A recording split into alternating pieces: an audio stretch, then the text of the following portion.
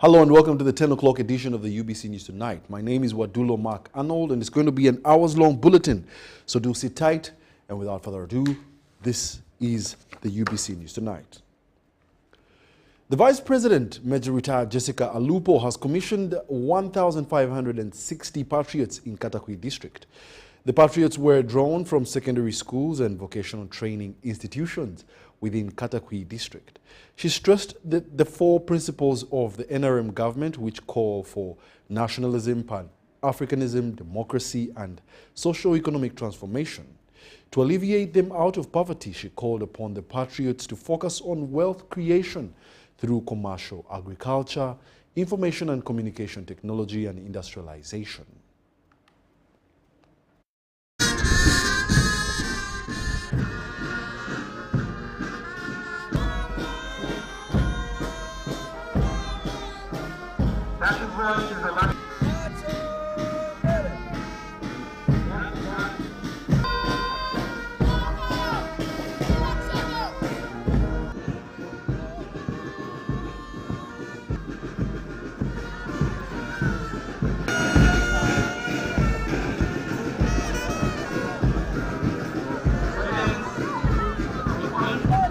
Students.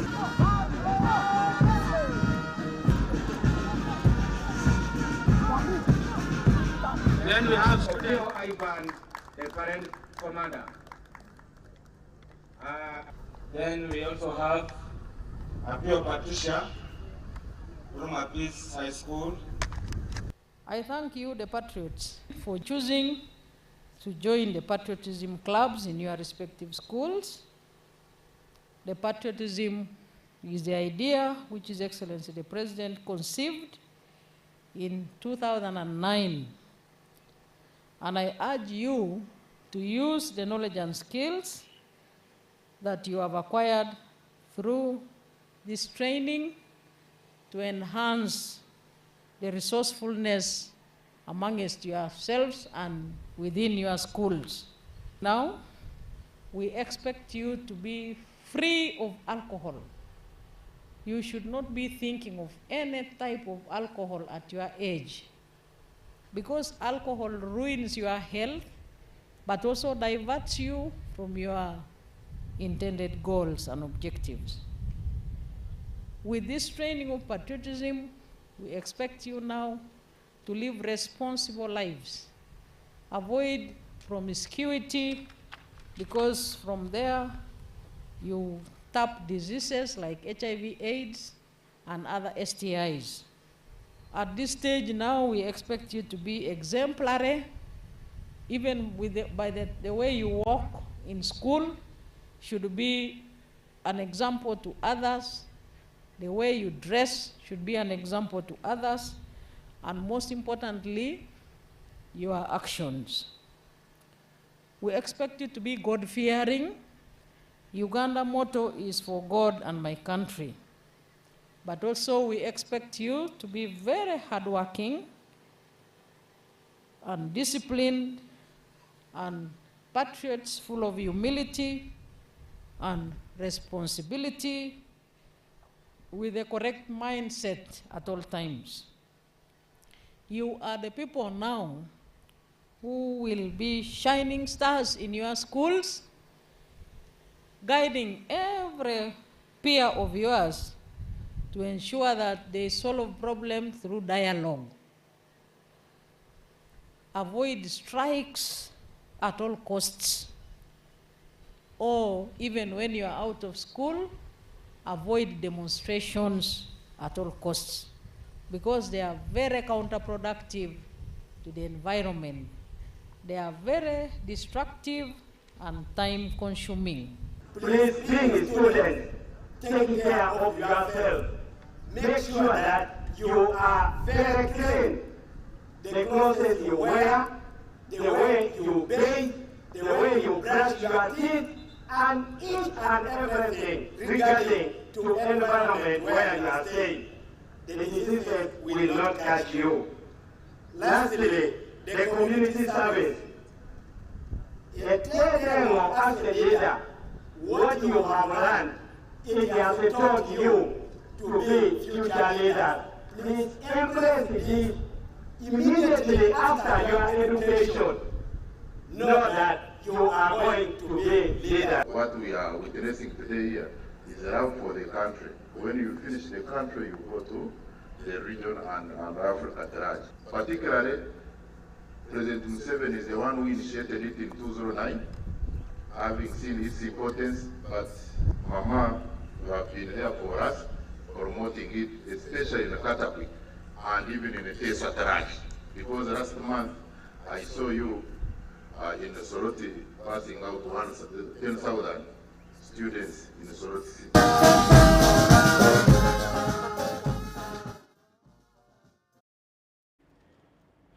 The Minister of State for Investment and Privatization, Anita, recently opened a fresh fight to save millions of money lost in the development of Kampala Industrial Park in Namave. She says that the corrupt have got high connections and they put on an innocent face in front of the president. But she hastened to add that she won't be bullied in her policy role of helping the president to fight them.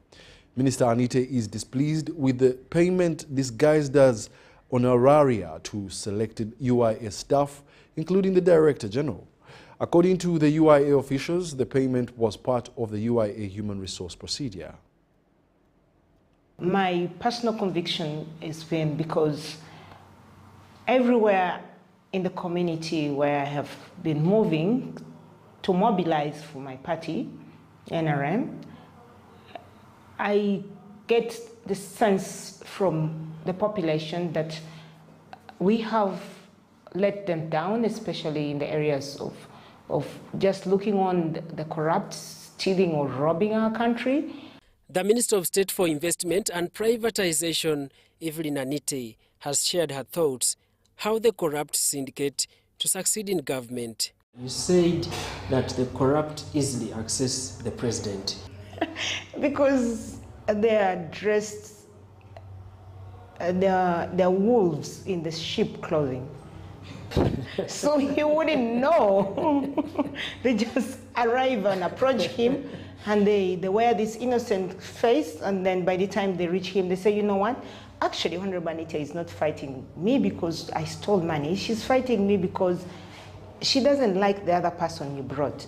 Minister Anita's examples do not stretch far from her docket after a successful fight to save Uganda Telecom Limited company from liquidation. We were able to liberate the company, and now we have a national company. And that came at the cost of me accruing enemies.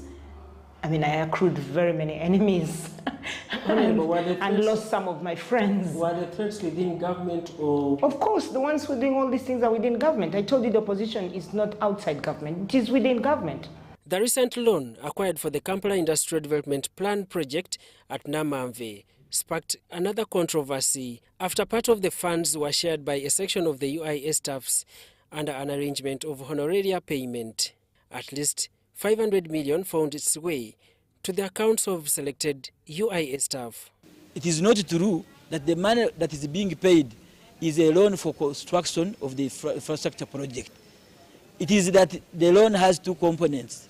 One for infrastructure development for the contractor, and another component also which was bought by the government of Uganda for project supervision by UIA and the staff they employ. The UIA management addressed that the additional payment was after UIA staff successfully played the roles and responsibilities of owner's engineer whose contract was terminated. The minister knows the procedures of handling the issues if somebody is suspected, the public officer is suspected of being corrupt. Minister Anita wants the shared funds to be rescinded for the project to regain its process.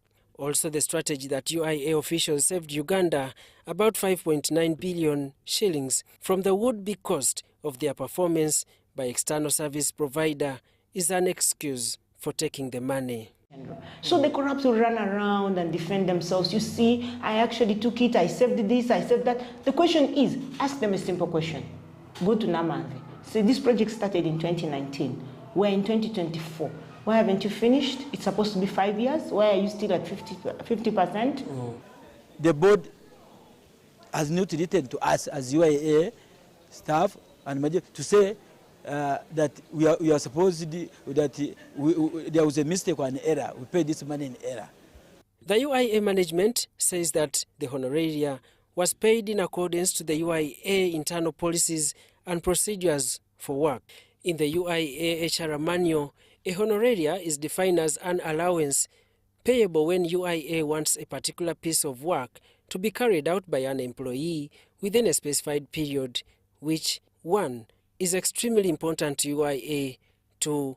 is outside the normal scope of the employee's official duties, and 3. involves disproportionate amount of employees' official and private time. And we did the work, and after the work we are paid.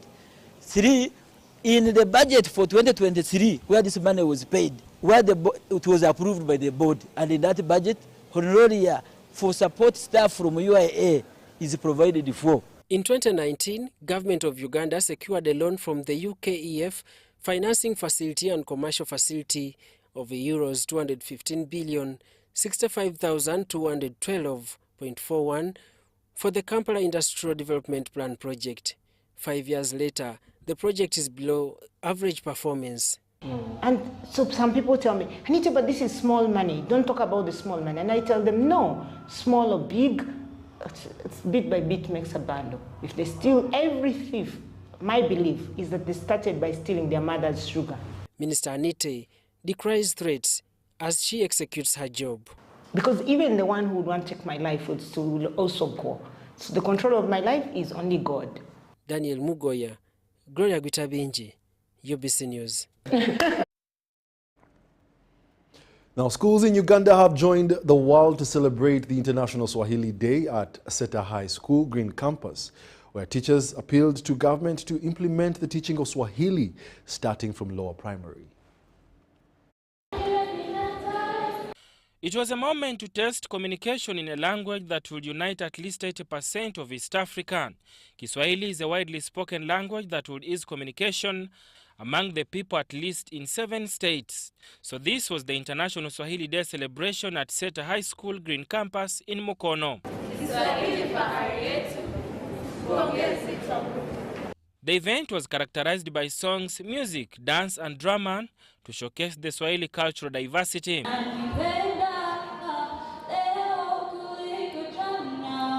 Here, Swahili teachers appealed to government to promote Swahili and kickstart its teaching at lower primary level. Most of the students that we get, they come to secondary without any knowledge as far as Kiswahili is concerned. But if they were to be having a knowledge from primary, it will be a build-up when they come to secondary. In Uganda, we are receiving more students who are coming up with taking this Kiswahili as a subject. Kiswahili is a subject of tomorrow, unlike English is the subject of yesterday. So we call upon the support from the Ministry of Education, the government, to support us as teachers so that we can push this Kiswahili.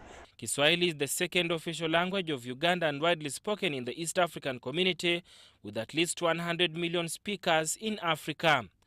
We also face a challenge of the fact of learning it is going to be hard, or is already hard for us, because even talking it with our teachers is a bit hard.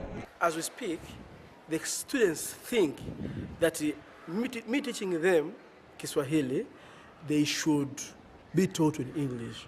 Yet, it means I'm teaching English. They have to be in position to accept to learn Kiswahili through Kiswahili. Otherwise, it is one of the easiest subjects I've taught. Students discuss the opportunities the language presents and its role in facilitating trade and regional integration. Today we are celebrating the World Kiswahili Day, and I would advise all parents to encourage their children to take on the language of Kiswahili because it is used in the entire East Africa. I believe that since we are within the East African community, these children are really going to find it easy to maneuver in whichever capacities they will reach in their lives. The event also acted as a catalyst for seminar discussions for Senior 4 candidates in preparation for forthcoming national examination. We are here with our learners to celebrate this day, and also we are here with our candidates as we prepare them for the forthcoming examinations. And also we have brought the Form 1s and 2s to celebrate this language. The United Nations Education, Scientific and Cultural Organization declared 7th July as the Swahili Language Day, which is observed annually. Sada Mubale, UBC News, Kampala. The National IT Authority of Uganda, Anita, is expanding on its existing data center to provide more computer and storage space for government systems. This will prevent failure of one system affecting the other digital infrastructure within the government. The Executive Director, Anita, Dr. Hatwib Mugasa, says that it is aimed at making effective ongoing initiatives, including the Uganda Digital Acceleration Project, UDAP, which seeks to connect all districts, sub-counties and parishes. This is transforming the way we travel or the way we handle documents, and it also provides that level of security in storing these documents. A few weeks ago, National Information Technology Authority Uganda won the prestigious World Summit for Information Society Award in Switzerland. The award, issued by the United Nations, was recognizing UGPass system, a special digital product created and developed by Anita Uganda. It is a digital authentication and e-signature system that enables citizens to digitally sign documents. This is especially useful for people who have large contracts. You can sign a single document, but also you can sign a file or documents with multiple pages by a click of a button. The reason why we won that award was that they were looking at countries that are using ICTs in the day-to-day life, but also expediting or enhancing service delivery and expediting that process of moving from a developing to a developed nation. Uganda's competition with all the countries under the UN umbrella has re-energized Anita Uganda to advance the country's digital journey further. So, the authority is expanding on the existing data storage center to ensure safety of national data. We are encouraging government to host or to develop solutions in-house. We can't do that without a data center. We already have a data center and a disaster recovery center, but we are building a third data center that is we're expanding on the existing data center to provide more space, compute and storage space for government systems. Other ongoing undertakings, such as the Uganda Digital Acceleration Project, UDAP, and UG Hub, will be effective. Objective of UDAP is expansion of broadband connectivity to guarantee 100% of districts are accessible. And the second objective is to provide solutions that are going to enable government and the private sector to efficiently operate using digital solutions. At the moment, we have connected 133 agencies to the UG Hub. The banks are connected to UG Hub. It has enabled banks get clients faster through the electronic KYC, know your customer process. We are now going into the private sector. UDAP, a project approved by Parliament, will connect all local governments to the national communication system. At the moment, we are about 53 districts out of the 134. Hopefully, if none has been created. That does not. It's not our internet, or it's not good enough for us as a country. Anita Uganda envisions a 100% connection to all districts, including islands, in the next 5 years. Henry Okrut, UBC. Now, the leadership of the Lango Cultural Foundation under the Paramount Chief Mzee Yosamo Dur has set conditions for dialogue in response to President Yoweri Kaguta Museveni's advice to resolve the ongoing conflict between the two Lango cultural leadership factions. They also boycotted the Friday, July 5th special reconciliatory council meeting called by Willie Omondo, the Speaker of the Lango Cultural Institution, under Paramount Chief-elect Dr. Engineer Moses Michael Odongo Okune.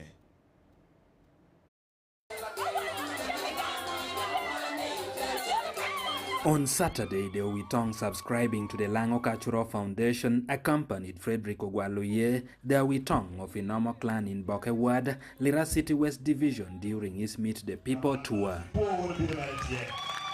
Some of these Owitong were invited on Friday by Willie Omodo, the Speaker of the Lango Cultural Institution, for a special reconciliatory council meeting, which they snubbed.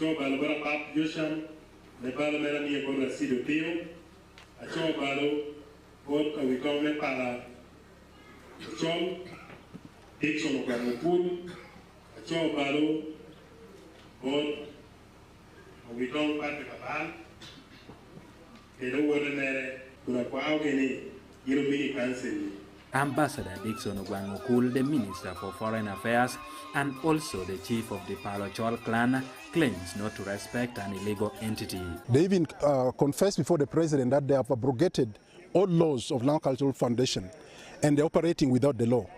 So a faction that is operating without the law is a faction that I cannot respect. Frederick Ogwaloye mentioned that an accused cannot invite the complainant for reconciliation at his home. The president did not tell that confused group of people that you go and call these people. If there's an agreement between some one or two people, is it one of the enemies will call you, you come and we talk and we sort of, wouldn't you like to get somebody else to come in between you and try to, you just call us in a very local, confused manner and you expect us to go there, we will not go. And what did that meeting achieve? Nothing, absolutely nothing. Other clan chiefs believe that going to court is the best solution. Because that side does not contain people with the proper brains. The other time His Excellency called us, where she was talking, some people were barking and shouting. So I think the best option now is court. Nobody, not even the president, can force us to do what is not right. So we are going to pursue what we think is best for Lango. The current dispute was triggered by the March 2024 election of Dr. Engineer Moses Michael Odongo Okune as the new Paramount Chief. Yosam Odu's term ends in November this year. Ediolwa, UBC News.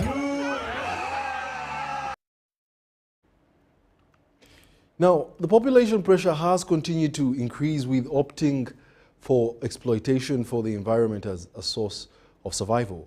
Trees are cut for charcoal burning, wood, fuel and timber as the country gets held in the dilemma of less attention to restore the tree species destroyed. However, analysts hold the views that women have an exceptional contact with the environment and responsibilities that require daily interactions with the environment more than the male counterparts. In our tonight's special report, Joseph Odama looks at how best women can be better conservationists than men in protecting the environment. A daily work schedule of a typical Ugandan village woman entails collecting firewood, fetching water, cultivating and gathering vegetables for a day's meal to her family. A woman is cooking. She either needs firewood or charcoal. They are picking greens. You are in touch with the environment. This signifies how often women interact with the environment, a process that repeats itself on a daily basis. Women interact with the environment at every microsecond. Experts say less attention has been geared towards making women champions of environmental protection and conservation, despite them being essential in the usage of environmental resources. There are no clear interventions for women to handle environmental issues. When women represent the highest percentage in every project, believe me, that project will always succeed. The world continues to experience worsening climate change due to the minimal attention paid to environmental protection compared to its exploitation. According to the United Nations Population Fund report of 2023, the world population is projected at 80 billion people, in which 49.7% are women. In Uganda, available statistical data from Uganda National Bureau of Statistics as of the 2014 census show the country's population at 34.6 million people, with women constituting 51.21% of the total population. This percentage of women in Uganda make use of the environment every day. Poverty. Now the trees are done. What next? The aspect of less privileges over rights to own property by women like land due to cultural beliefs also limit women's ambitions to plant trees in the quest to protect the environment.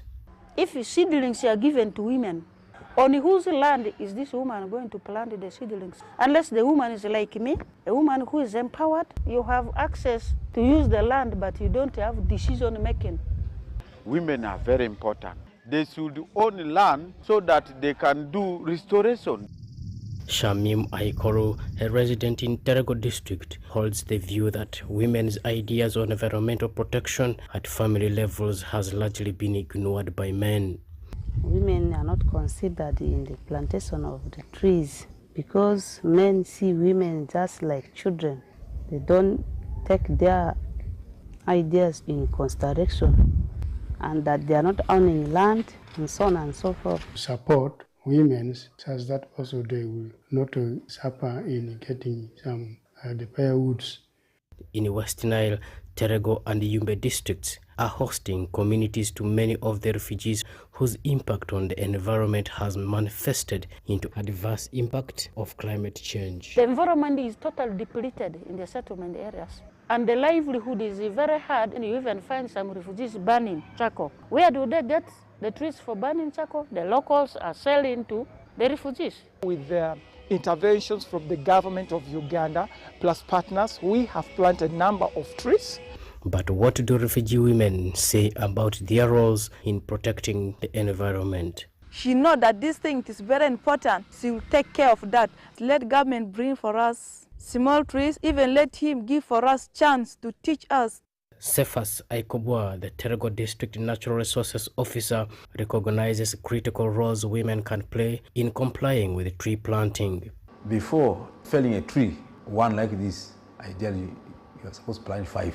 But this practice has never been adopted.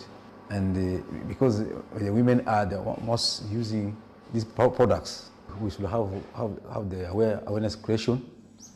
Shea nut tree is one of the most treasured tree species in the world. Mustafa Gerima, an environmental activist for shea nut tree species in Uganda, shares rich experience on how women are sustainably making use of shea nut tree compared to their men counterparts. The shea nut in Africa is called as the women's gold. And I, for one, with my campaign on the shea, the women are the ones using it in a sustainable way by gathering the nuts and making butter or oil out of it, and thereafter selling it either as a raw material or as a finished product. So you can see exactly how women play a bigger role in this.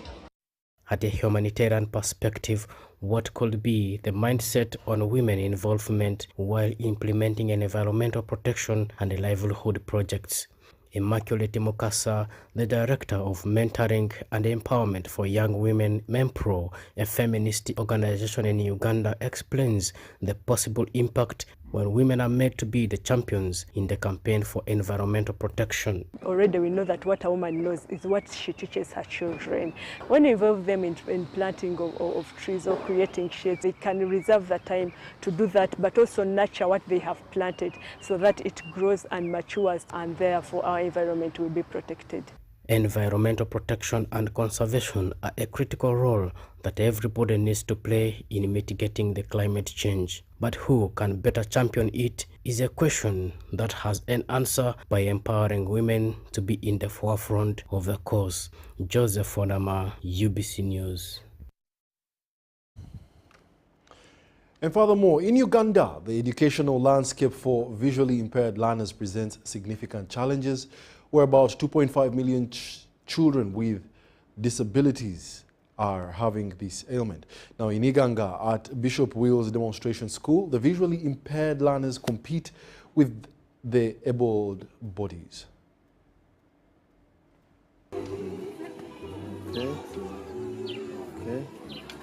Ever wondered what life is like for a blind person?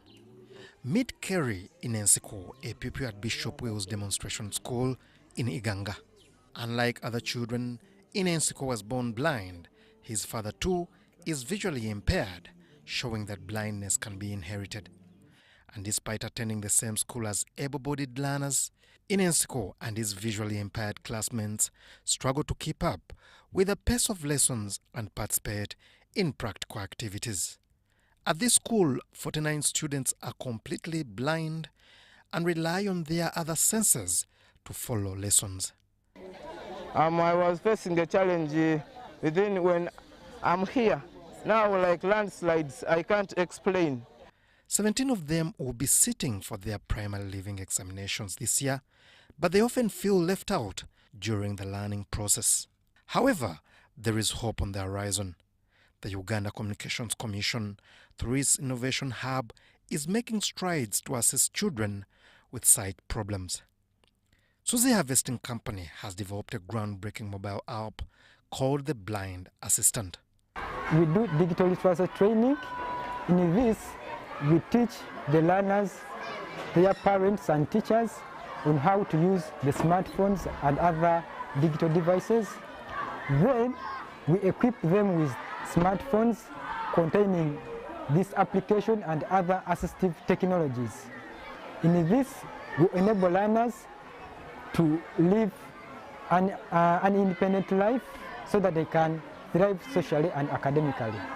This app is designed to help visually impaired learners to navigate and use smartphones efficiently. This phone now is going to help me to improve more, to do some revision during my free time. And it will help me to research more about the things which take place within the world. With this innovation technology, Inensiko and his peers can now access information and learning resources that were previously out of reach. I feel happy and I'm going to use that phone in improvement of my studies but now I am in school. I have to use that phone in my studies to improve on my studies. Inensiko's story is a testament of resilience and the power of innovation in transforming lives. With continued support and advancements in assistive technology, visually impaired learners in Uganda can look forward to a brighter future. Ngabo Amon, reporting for UBS TV. Thank you, Amon, for that story. Now, the newly installed president of the Rotary Club of Kulambiro, Juliet Kamisha, has pledged service to the community in changing livelihoods. She was being installed as the fourth president of the Rotary Club of Kulambiro. There was a call upon Rotarians to prioritize serving the community. There's an increasing demand to improve service delivery in the community to subsidize government. Rotary Club of Kulambiro has a task put on its leadership to serving the community. Students and more especially young people are trained to become self-sustaining with a focus on the boy child. This task is on leadership. Looking at both the girl and boy child in this case, of course working together with the President Initiative to support both the boy and girl child here. And we have so many activities to help our club, to help our community, because Kulambiro is a community-based club. We want to do more work within Kulambiro in terms of constructing public toilets, establishing garbage bins for separating degradable and biodegradable. We also want to work more with the youth, because the youth are the majority members of our community. District Governor 9213 Mike Kennedy Sebalu has challenged members to identify missing gaps affecting the community. Disease prevention and treatment, maternal and child health, the environment, community and economic development, basic education and literacy, and water and sanitation. When you look at those areas of focus, in essence, those are the areas that create livelihood for humanity.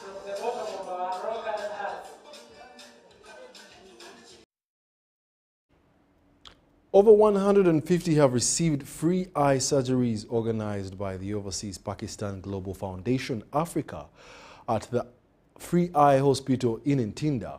The eye camp has been running for 2 weeks, aiming to strengthen the relationship between Pakistan and Uganda. Ifitkal Chima, the founder of Overseas Pakistan Global Foundation Africa, pledged commitment to medical support. That's why we have established this.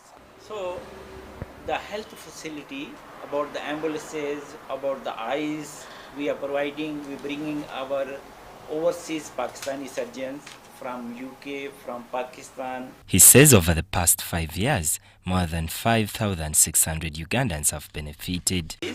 We are doing after 2 months, after 3 months, when we have 100 patients. A general doctor at Free Eye Hospital in Ntinda, Dr. Nsubuga Dennis encouraged Ugandans to attend such camps for free medical checkups. Now today, we hosted a camp. This is not our first camp. Actually, we've been doing camps, Lila, Katakwi, we went to Arua, we've been in Mayuge, Jinja. We've also done a camp here when we opened up our hospital. And we've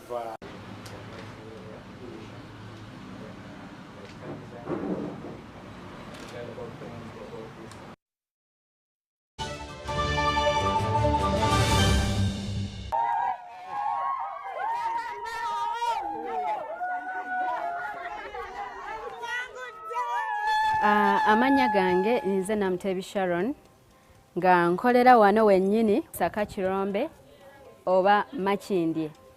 Empangula gye nawanguddemu ssente mbadde nga nkozesa mobile money nga nsindika school fees w'omwana ku ssomero. Okutegeera nti mpangudde, nze mutima neegambye nti kambalinde bamale okujja ndyoke nzikirize nti mpangudde. Kyennyinza okubagamba nti si byabafere, weewaawo abafere gye bali, naye ennamba eri emu yokka era bw'eba ekukubidde omanye eyo si yabafere. Mpulira bulungi nnyo nnyo nnyo era ndi musanyufu nnyo. Naye MTN mobile money mbebaza nnyo, mwebale nnyo, mwebalire. Together, we're unstoppable. Gold. We all want it. That soft yellow glow of a subdued sun in your hands. That precious polish of elegance. To hold it is one thing, but to taste it is everything else. Relish the satisfying taste of a beer, unmatched in quality, unmatched in consistency, and with 23 Global Gold Awards. A beer unmatched in gold. Faith, love, miracles! Did you miss the recent Sifan Crusades? Don't worry! Christ for All Nations bring you 7 crusades closer to you. Powerful divine deliverance from bondages, yokes, and curses. Salvation of souls, family restorations, and miraculous healings. Don't miss Kampala Lubanga District, Tororo, Pabo, Kariro, Masindi, Soroti, and Bidibidi Refugee Camp Crusades from June 24th to July 15th, 2024. Come and receive your miracle!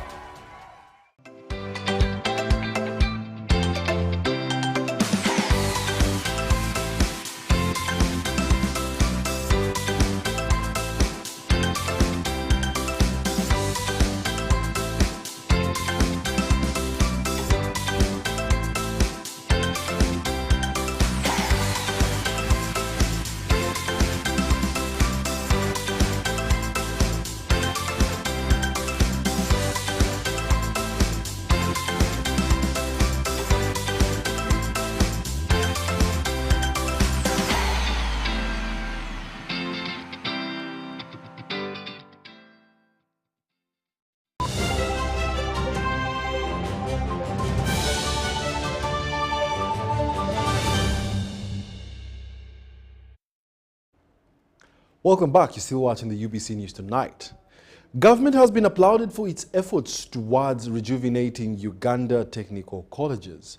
This was during the 13th graduation ceremony of Uganda Technical College, Bushenyi. Government's strategic direction towards bettering technical institutions has been hailed by the National Water and Sewerage Corporation Managing Director, Engineer Dr. Silva Mugisha. Government's efforts in revamping and upgrading technical colleges will translate into job creation and hence poverty eradication in Uganda. The phasing of TVET policy is a big milestone in offering highly demanded skills that shall contribute to the realization of the government Vision 2040. Mugisha was at the 13th graduation ceremony of Uganda Technical College Bushenyi, during which more than 1,000 students graduated in various fields. Important to note, our chief guest, is that the number of females is still very low compared to Tibet and the general national target of 30%. But also it is important to inform our chief guest that we have done what is in our space to increase this number. We have gone on radios, we have gone in churches, all avenues possible, and the number is increasing, and we hope it will continue increasing. Our chief guest, the number of government-sponsored students has, for the last 8 years, remained constant at 320, 160, year 1 and 160. Yet this number is still very low. With the concerted effort by government complemented by private entities like the Islamic Development Bank, Uganda Technical College Bushenyi has in the last 8 years seen its enrollment grow from 320 to more than 1,500 students. So I believe that you bear testimony with me that government of Uganda is indeed committed to ensuring that we have skilling of our nationals.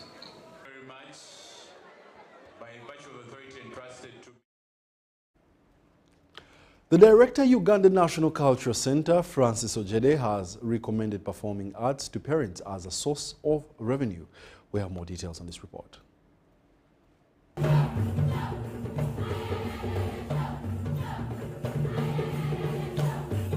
Students of St. Joseph's Girls Senior Secondary School in Zambia have mesmerized Uganda National Culture Center Director Francis Ojede, who has recommended performing arts to parents. Did you know that according to the UNESCO, there's a survey that was carried out by UNESCO in 2016,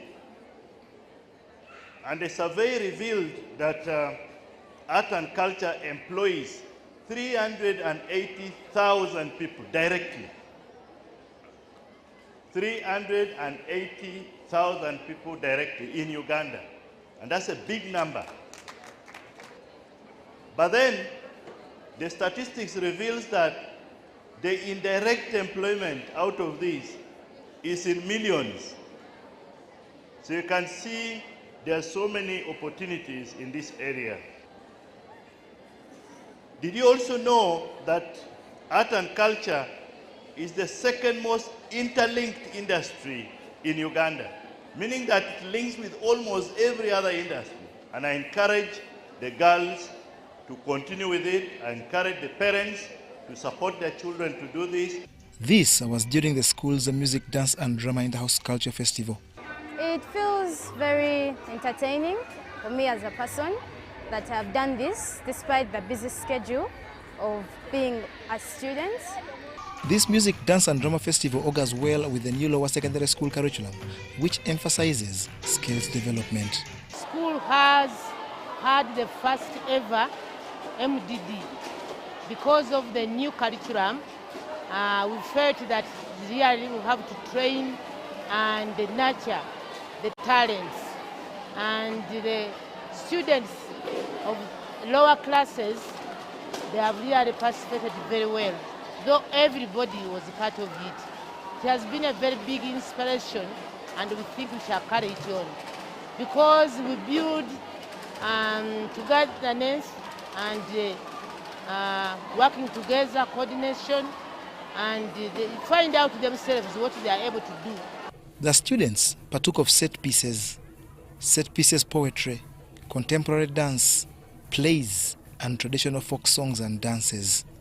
MDD is such a good thing. And we have started it with rigor, and we shall continue with it like that annually. 6 houses, including St. Padre Pio, St. Clair, Mother Kevin, St. Francis, Mother Bernardine, and St. Anthony, which emerged as the champion, took part.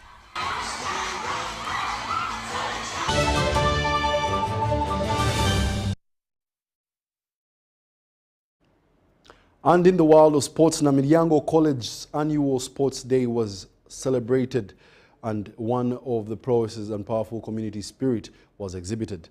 There was a large turnout of students, parents, and well-wishers, as this report shares with us.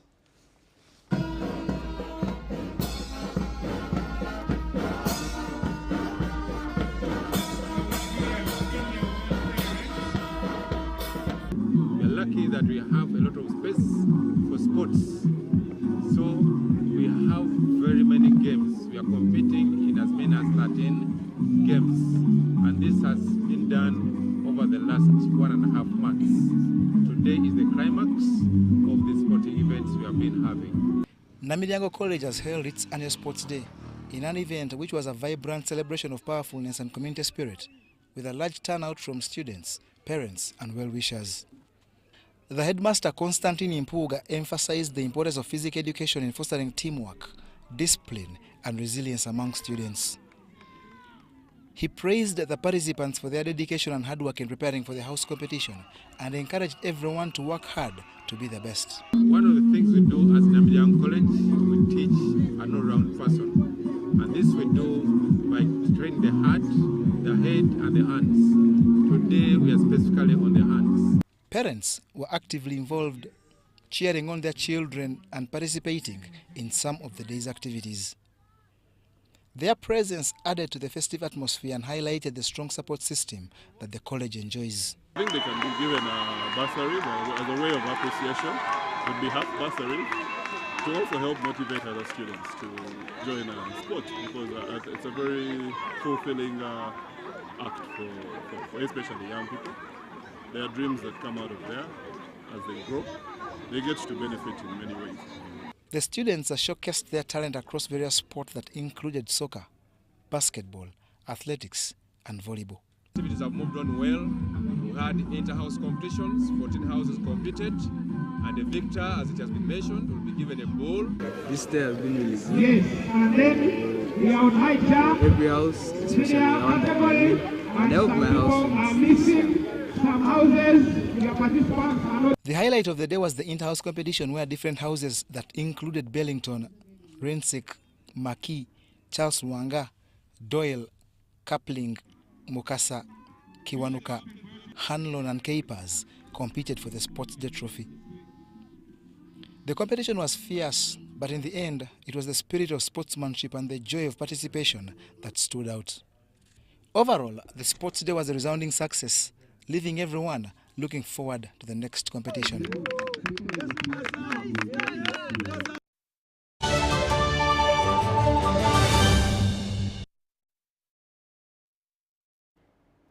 And that brings us to the end of the UBC News tonight, this weekend. I have been your lovely host, Wadulo Mark Arnold, and thank you very much for joining us for all the weekend long. From the team and I, we must say good night.